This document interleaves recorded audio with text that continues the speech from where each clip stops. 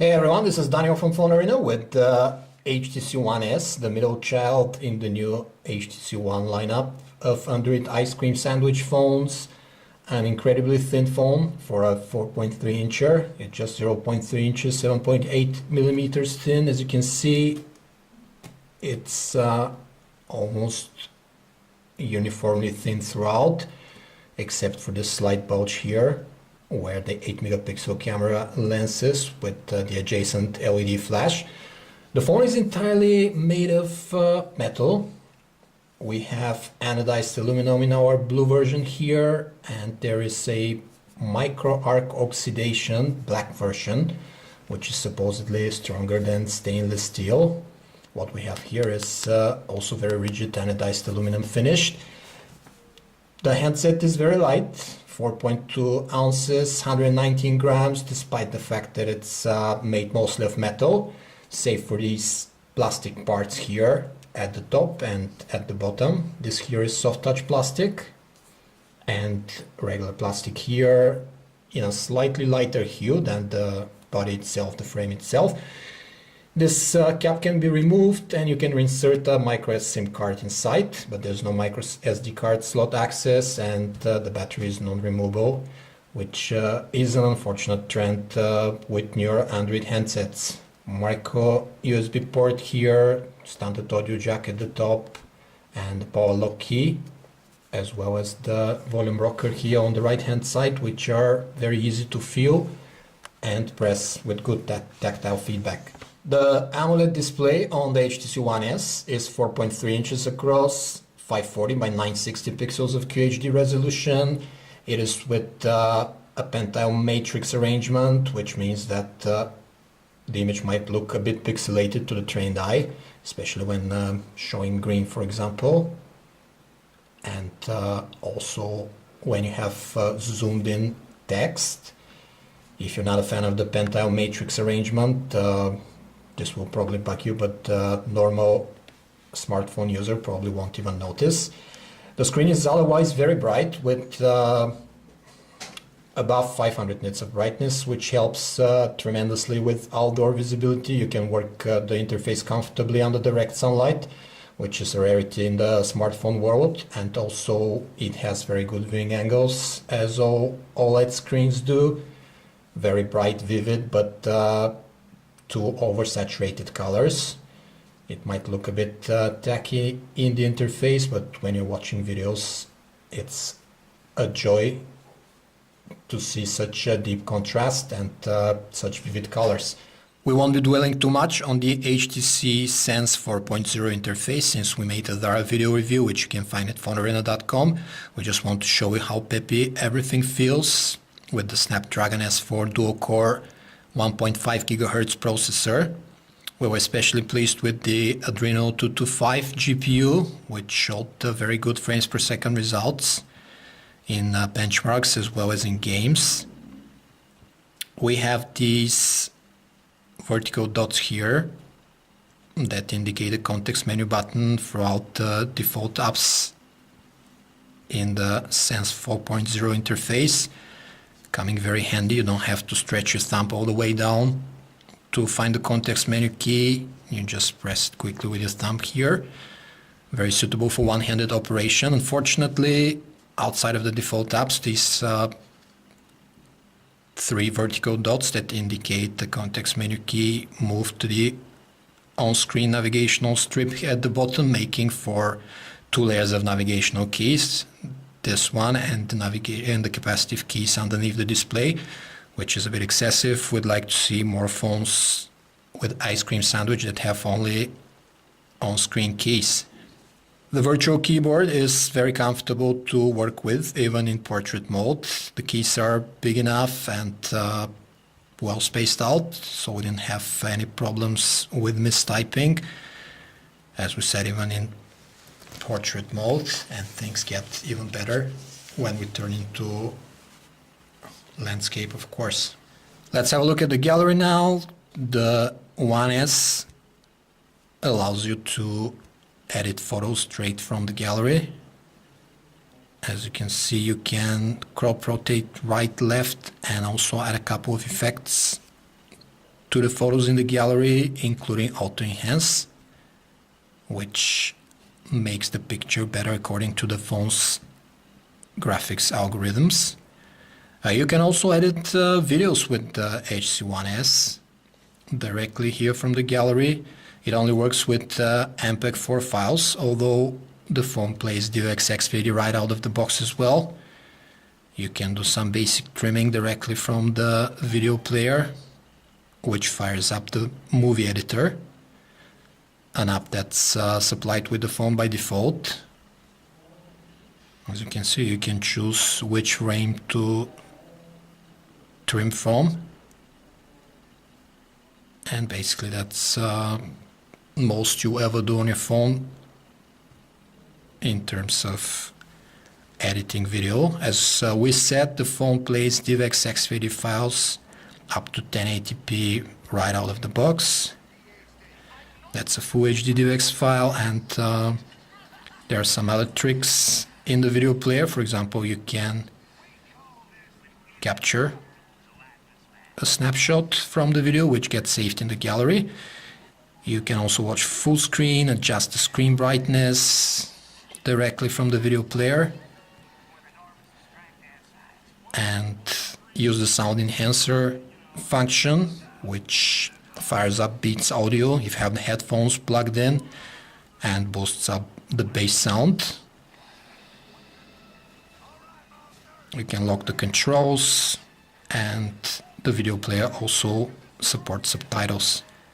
The music player is pretty functional as well, and you can enjoy the added bass sound that comes with Beats audio, especially if you use quality Beats headsets.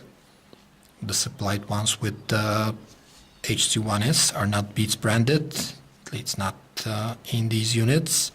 There's the sound enhancer profile, which only works when the headphones are plugged in. The loudspeaker is not very powerful. Not we would expect something like that from such a thin phone, but you might miss some calls. And it's not very suitable for listening to music as well. The default browser on the HTC One S works pretty well in terms of scrolling, zooming, panning around, and so on. We have this handy context menu button here, where HTC has added the ability to turn to desktop mode for mobile versions of websites and disable the flash player directly from here. Very handy for one-handed operation. The gripe we have with the browser is this double tap text reflow, which is pretty choppy and unintuitive. As you can see, it misses quite a bit of text right here, leaves a huge gap when there's a picture present, something we haven't encountered on other Android handsets, including HTC's earlier phones. Other than that, the browser works pretty well. HTC has placed an 8 megapixel camera with LED flash here in the One S.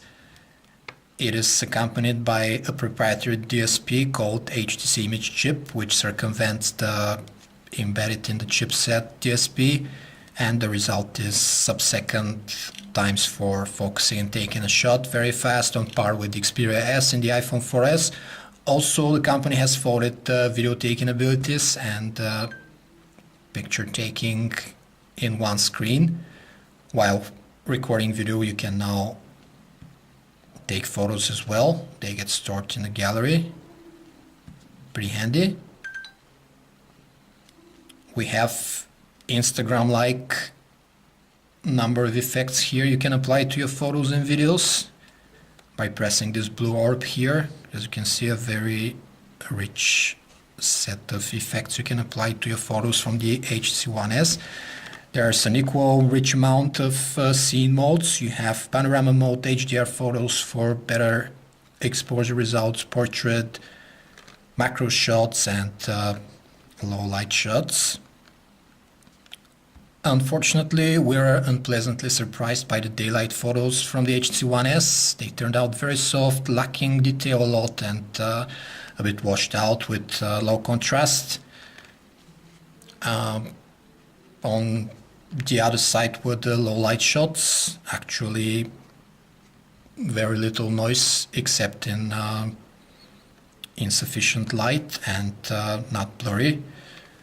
And the LED flash intelligent illumination, which measures the distance to the object, made a good job shooting when there's no light present.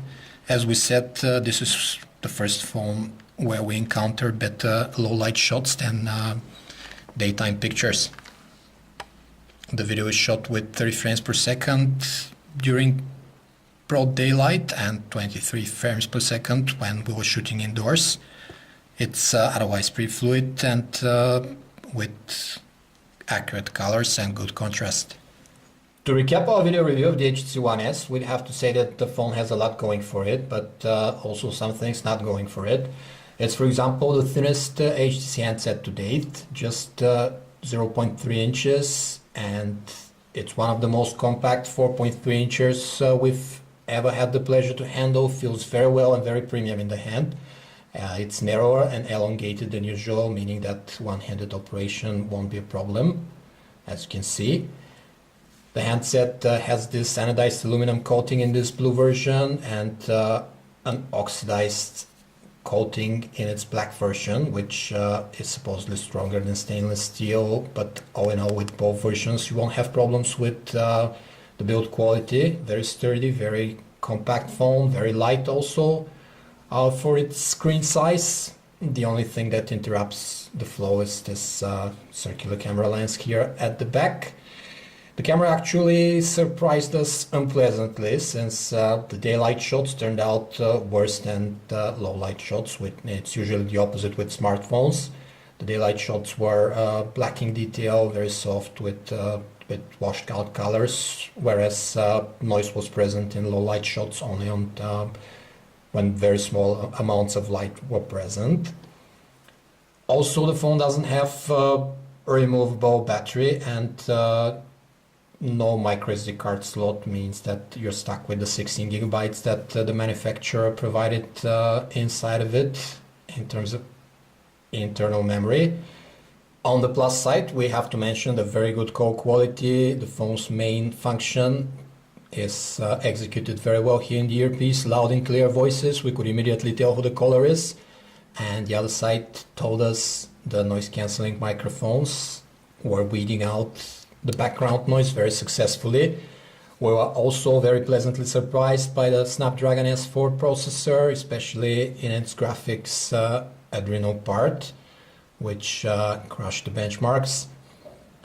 As alternatives to the HTC One S, we have to mention the Samsung Galaxy S2, which although a last year phone, makes better pictures in daylight and also has a removable battery and a micro SD card slot for memory expansion. It is with lower screen resolution and of course all-out plastic, unlike this premium metal chassis we have here on the HTC One S. Also, the Sony Xperia S will be an alternative for just a few tens more than the One S starting price, and it has a highly finished, high resolution display with a very snappy camera as well. On the Windows Phone front, you can check the Nokia Lumia 800, 900 as an alternative with its polycarbonate unibody with jolly colors, but it has a lower spec hardware. This was a video review of the HTC One S from Phone Arena. For more information about this and other handsets, you can visit us at phonearena.com. Thanks for watching.